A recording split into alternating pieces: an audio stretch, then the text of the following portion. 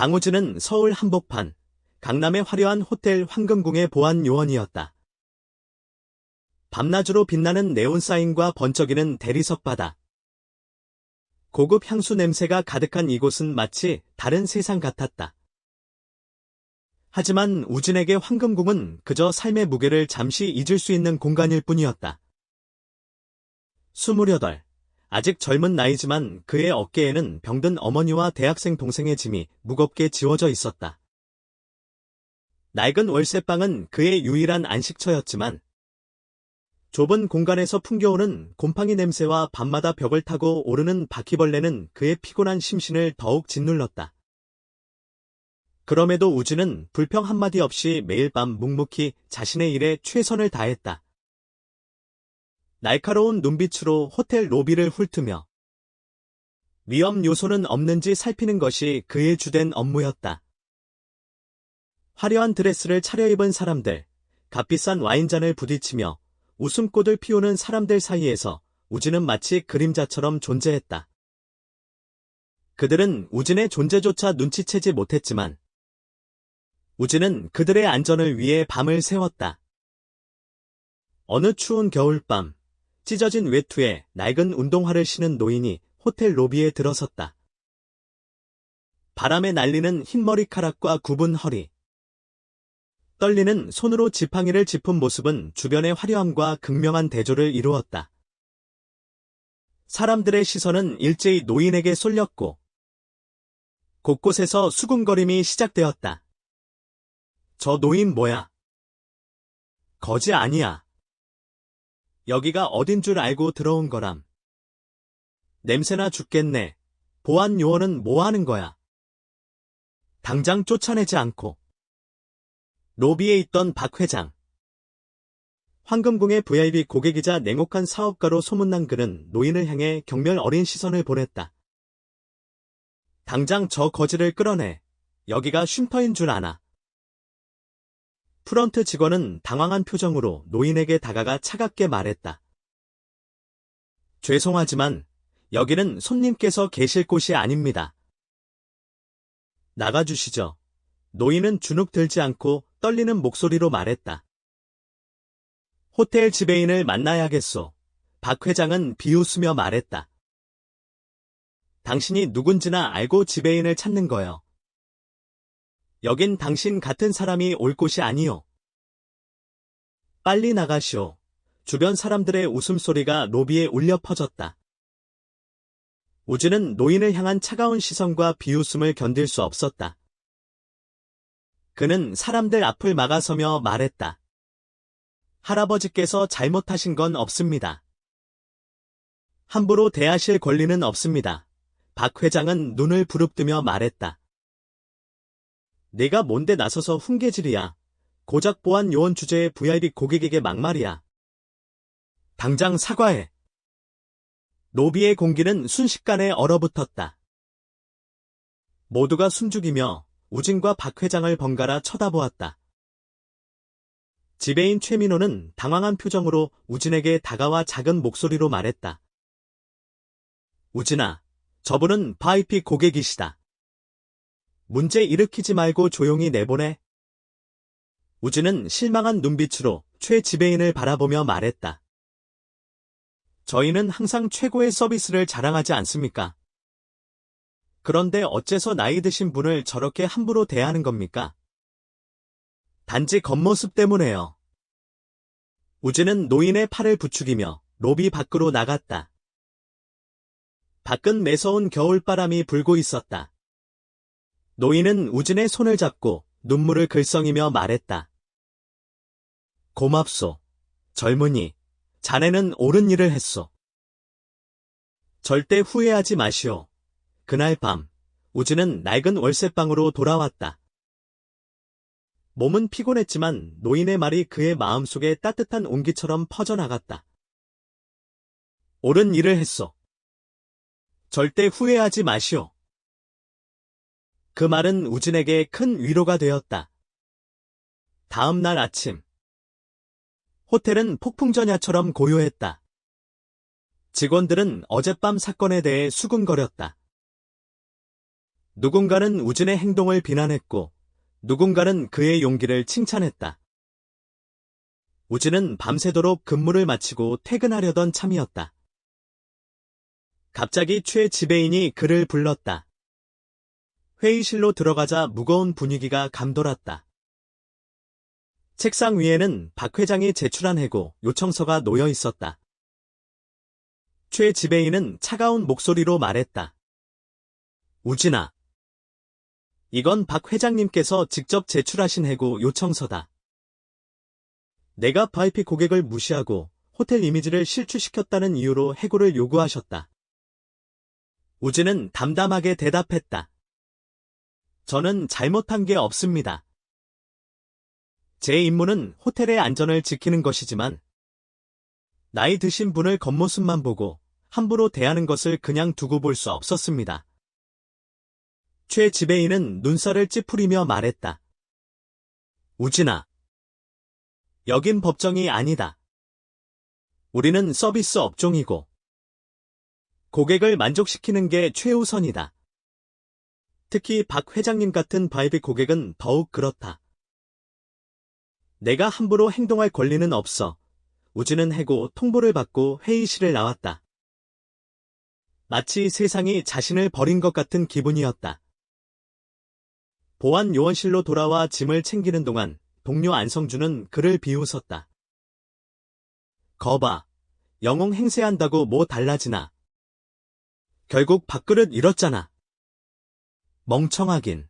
우진은 애써 감정을 억누르며 무시하려 했지만 성준의 계속되는 조롱에 결국 폭발했다. 적어도 난 밥그릇 때문에 양심을 팔진 않아. 분위기가 험악해지자 동료 김태환이 나서서 말렸다. 그만해, 성준아. 우진이가 한 행동은 옳았어. 다만 세상이 항상 공평한 건 아니지. 태환의 말에 우진은 조금 위로를 받았지만 앞으로 어떻게 해야 할지 막막했다. 짐을 챙겨 호텔을 나서는 우진의 뒷모습을 많은 직원들이 바라보았다. 어떤 이는 그를 비난했고 어떤 이는 안타까운 눈빛으로 그를 배웅했다. 갑자기 한 여성이 우진에게 다가왔다. 황금궁의 오랜 단골 고객인 이수연 사장이었다. 어젯밤 노인분을 도와주신 분 맞죠?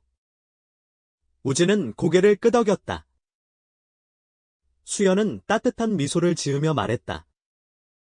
박 회장 같은 사람 때문에 좌절하지 마세요. 당신이 한 행동은 정말 훌륭했어요. 이 세상에 정의로운 사람은 드물답니다.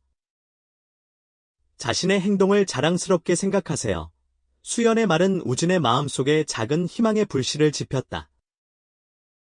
그날 밤, 우진은 낡은 월세방으로 돌아와 깊은 생각에 잠겼다. 어머니와 동생에게 어떻게 해고 사실을 알려야 할지 고민이었다. 그때 갑자기 휴대폰이 울렸다. 발신자 제한 표시가 뜬 문자 메시지였다. 내 행동이 고귀하다고 생각하냐? 넌 그냥 하찮은 보안 요원일 뿐이야. 박 회장님께 덤빈 대가를 치르게 될 거다. 우진은 눈살을 찌푸렸다. 노골적인 협박이었다. 불안감이 엄습했지만 그는 곧 마음을 다잡았다. 창밖으로 보이는 서울 야경은 여전히 화려했지만 우진의 마음속은 칠흑 같은 어둠에 잠겨 있었다. 그때 노인의 말이 다시 떠올랐다. 옳은 일을 했소. 절대 후회하지 마시오. 해고된 후 우진의 삶은 급격히 어려워졌다. 어머니의 병원비와 동생의 등록금은 고스란히 그의 어깨를 짓눌렀다.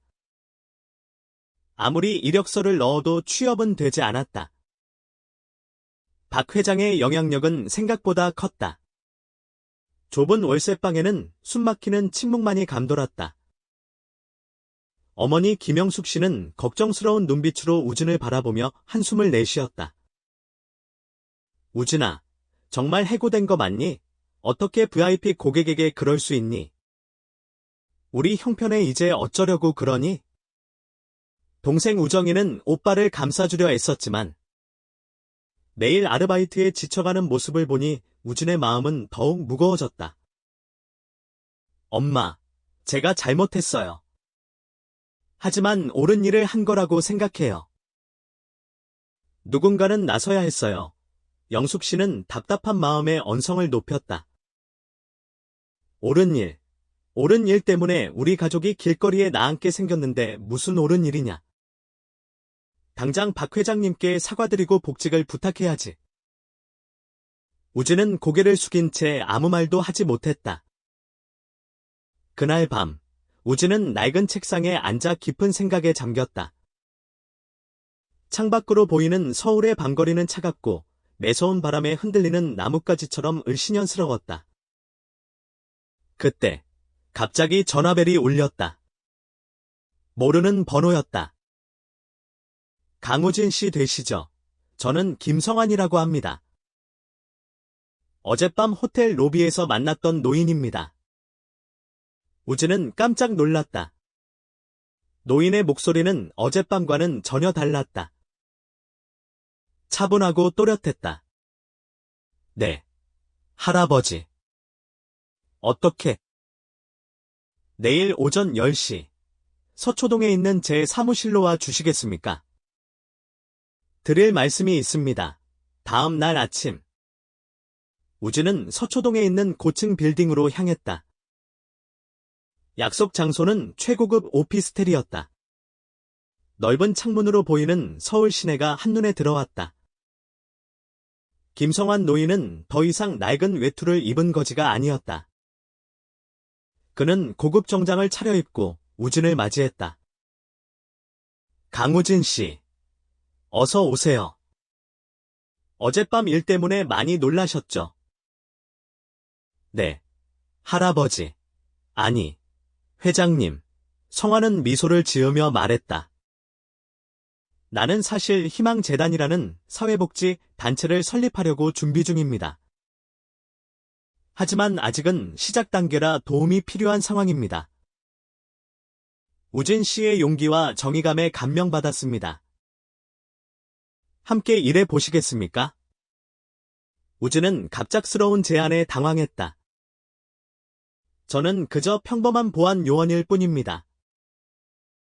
제가 회장님께 도움이 될지 모르겠습니다. 성환은 따뜻한 눈빛으로 우진을 바라보며 말했다. 나는 학벌이나 경력은 중요하게 생각하지 않습니다.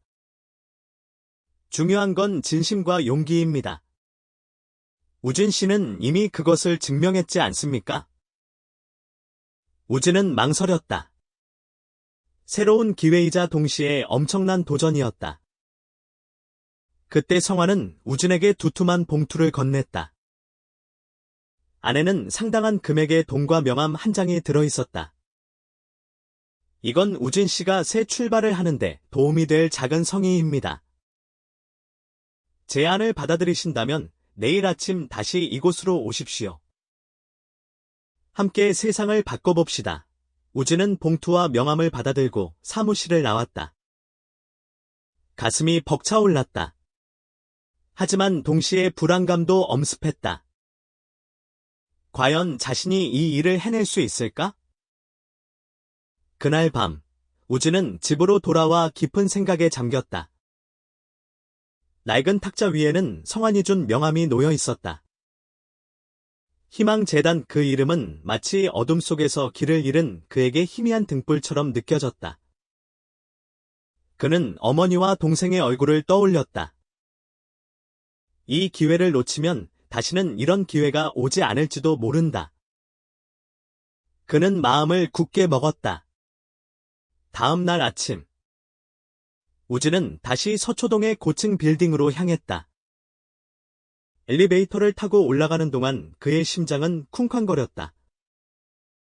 문이 열리자 성환의 비서가 그를 맞이했다. 넓은 사무실에는 이미 몇몇 사람들이 모여 있었다. 모두 희망재단의 창립 멤버들이었다. 성환은 우진을 소개하며 말했다. 여러분, 이쪽은 강우진 씨입니다. 어젯밤 호텔에서 있었던 일은 다들 아시죠? 우진 씨의 용기와 정의감에 감탄했습니다. 앞으로 우리 재단의 안전과 보안을 책임져 주실 분입니다.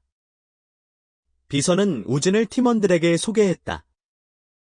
오랜 시간 성환의 오른팔 역할을 해온 차분하고 노련한 김상철 이사. 깐깐하지만 실력 있는 재무 전문가 최혜정 팀장.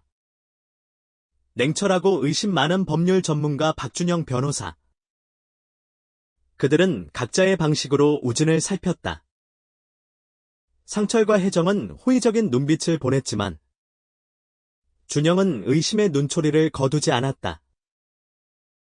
겨우 보안 요원 출신이 이런 큰 프로젝트에 참여할 자격이 있다고 생각하나? 우진은 침착하게 대답했다. 제가 자격이 있는지는 모르겠지만 최선을 다하겠습니다. 적어도 저는 어려움에 처한 사람들을 외면하지 않습니다. 회의는 팽팽한 긴장감 속에서 진행되었다. 하지만 우진은 자신의 신념을 굽히지 않았다. 첫 번째 프로젝트는 용산구에 노숙인 지원센터를 설립하는 것이었다. 우진은 센터의 안전과 보안을 책임지게 되었다. 혜정과 함께 현장 조사를 나간 날, 그들은 예상치 못한 상황에 직면했다. 센터 예정 부지에 험악한 인상의 젊은 남자들이 모여 있었다. 그들은 우진과 혜정을 위협하며 말했다. 여기 우리 땅인데 뭘 하려는 거야. 여기서 뭘 하려면 먼저 우리에게 허락을 받아야지. 주변에 모여있던 노숙인들은 두려움에 떨었다. 우진은 앞으로 나서며 말했다. 여기는 공공장소입니다. 당신들이 함부로 할 수 있는 곳이 아닙니다. 어려운 사람들을 괴롭히지 마십시오. 남자들은 비웃으며 말했다. 내가 뭔데 나서서 훈계질이야. 너 같은 놈은 가르쳐야 말을 듣지. 그들은 우진에게 달려들었다. 우진은 무술 유단자는 아니었지만 용감하게 맞섰다. 짧지만 격렬한 몸싸움 끝에 남자들은 물러났다. 하지만 그들은 돌아가면서 협박했다. 두고 봐. 가만 안 둘 거야. 혜정은 걱정스러운 눈빛으로 우진을 바라보며 말했다. 정말 대단하네요. 하지만 당신이 누구와 싸우고 있는지 아세요? 그들은 보통 내기가 아니에요. 우진은 단호하게 대답했다. 우리가 두려워하면 어려운 사람들은 누구를 믿고 의지해야 합니까? 그날 밤, 우진은 사무실로 돌아와 혜정과 함께 야근을 했다.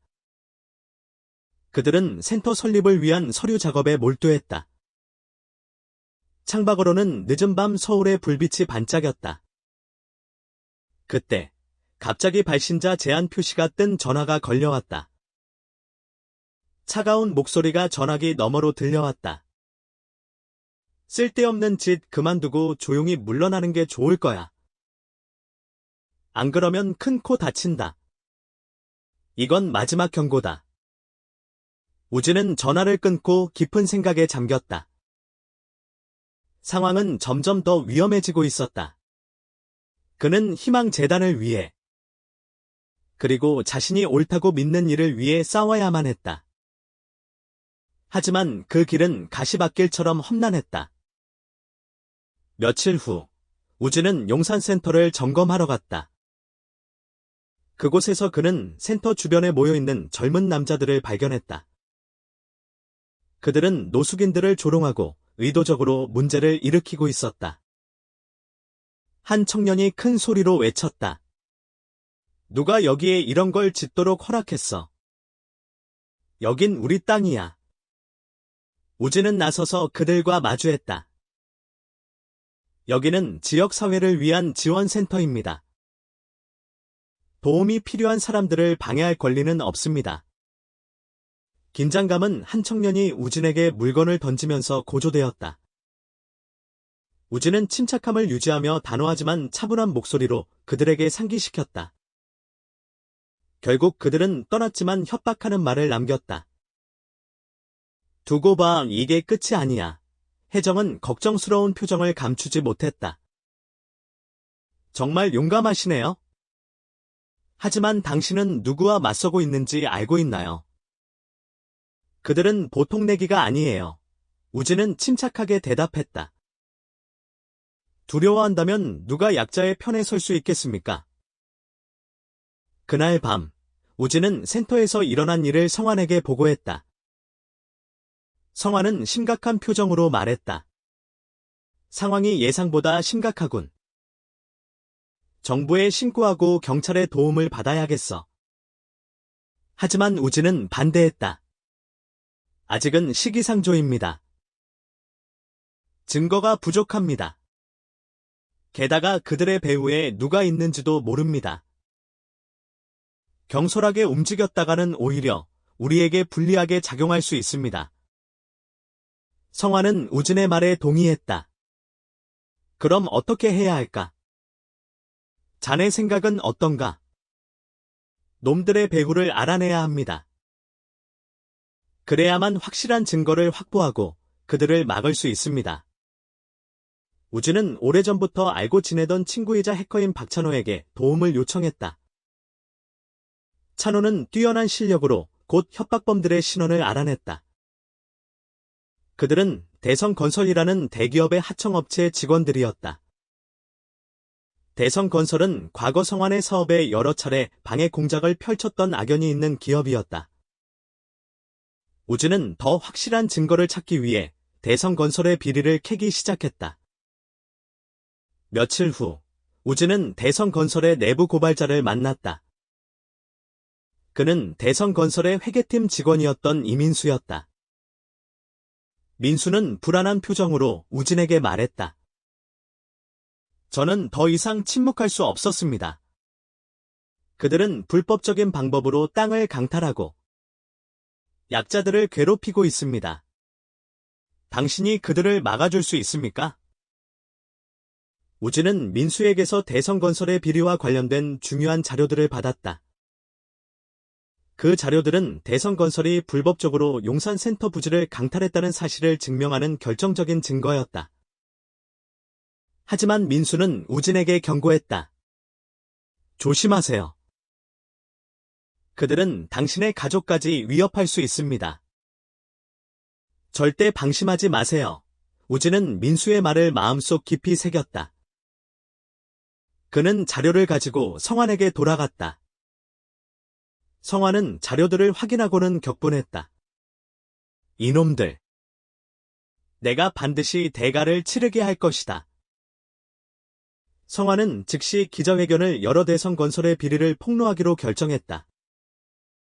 기자회견 당일, 우진은 센터의 안전을 책임지기 위해 만반의 준비를 했다. 그는 경찰의 협조를 요청하고 보안 요원들을 배치하여 만일의 사태에 대비했다. 기자회견장은 수많은 기자들과 시민들로 가득 찼다. 성환은 단상에 올라 떨리는 목소리로 말했다. 오늘 저는 여러분께 대성건설의 추악한 진실을 밝히려고 합니다. 그들은 불법적으로 땅을 강탈하고 약자들을 괴롭히고 있습니다. 저는 그들의 악행을 더 이상 좌시할 수 없습니다. 성환은 대성건설의 비리와 관련된 증거들을 제시했다. 기자회견장은 술렁이기 시작했다. 그때 갑자기 한 남자가 일어서서 소리쳤다. 거짓말이다. 다 거짓말이야. 당신은 그저 돈을 뜯어내려는 사기꾼일 뿐이다. 그 남자는 대성건설의 사장이었다. 그는 기자들을 향해 소리쳤다. 저 노인은 거짓말쟁이입니다. 믿지 마십시오. 저희 회사는 아무런 잘못도 하지 않았습니다. 하지만 성환은 침착하게 대답했다. 증거가 여기 있습니다. 더 이상 부정할 수 없을 겁니다. 기자회견장은 아수라장이 되었다. 우진은 보안 요원들과 함께 질서를 유지하려 애썼지만 상황은 점점 더 악화되었다. 그때 갑자기 누군가가 우진의 머리를 향해 물건을 던졌다. 우진은 순간적으로 정신을 잃었다. 깨어나 보니 병원이었다. 머리에 붕대를 감고 있는 우진을 보고 어머니와 동생은 울음을 터뜨렸다. 우진아, 정신이 드니? 괜찮니? 오빠. 걱정했잖아. 다치지 말랬잖아. 우진은 힘겹게 웃으며 말했다. 괜찮아요. 걱정 마세요. 그때 성환이 병실로 들어왔다. 그의 얼굴에는 걱정과 분노가 교차하고 있었다. 우진 씨, 괜찮습니까? 정말 미안합니다. 내가 자네를 위험에 빠뜨렸군. 우진은 고개를 저었다. 아닙니다. 회장님 덕분에 제가 옳은 일을 할 수 있었습니다. 후회하지 않습니다. 성환의 눈에는 눈물이 글썽였다. 그는 우진의 손을 잡고 말했다. 자네는 진정한 영웅이야. 자네 덕분에 세상이 조금이나마 더 나아질 수 있었네? 기자회견 이후 대성건설의 비리는 세상에 알려졌다. 시민들은 분노했고 정부는 조사에 착수했다. 대성건설 사장과 관련된 비리 공무원들은 모두 처벌을 받았다. 용산센터는 무사히 설립되었고 많은 노숙인들이 새로운 삶의 희망을 찾았다. 우진은 센터의 운영을 맡아 노숙인들을 돕는 일에 전념했다. 그는 더 이상 보안 요원이 아니었지만 그의 마음속에는 여전히 정의감과 용기가 불타오르고 있었다. 어느 날 우진은 센터 앞에서 익숙한 얼굴을 발견했다. 어젯밤 호텔 로비에서 만났던 노인, 김성환 회장이었다. 그는 따뜻한 미소를 지으며 우진에게 다가왔다. 강우진 씨, 잘 지냈습니까? 네, 회장님 덕분에 잘 지내고 있습니다. 성환은 센터를 둘러보며 말했다. 이곳이 자네 덕분에 만들어졌네? 정말 자랑스럽습니다. 우진은 겸손하게 대답했다. 아닙니다. 회장님의 도움이 없었다면 불가능했을 겁니다. 성환은 우진의 손을 잡고 말했다. 우진 씨, 자네는 이 세상의 희망이야. 앞으로도 자네의 정의감과 용기로 세상을 밝게 비춰주길 바랍니다. 우진은 성환의 말에 가슴이 벅차올랐다. 그는 센터를 바라보며 다짐했다. 자신이 옳다고 믿는 일을 위해 끝까지 싸워나가겠다고. 용산센터는 노숙인들에게 단순한 쉼터 이상의 의미를 가진 곳이 되었다. 그곳은 희망을 잃은 사람들에게 새로운 삶의 기회를 제공하는 따뜻한 보금자리였다. 그리고 그 중심에는 언제나 우진이 있었다. 그는 작은 행동 하나가 세상을 바꿀 수 있다는 것을 몸소 증명한 진정한 영웅이었다.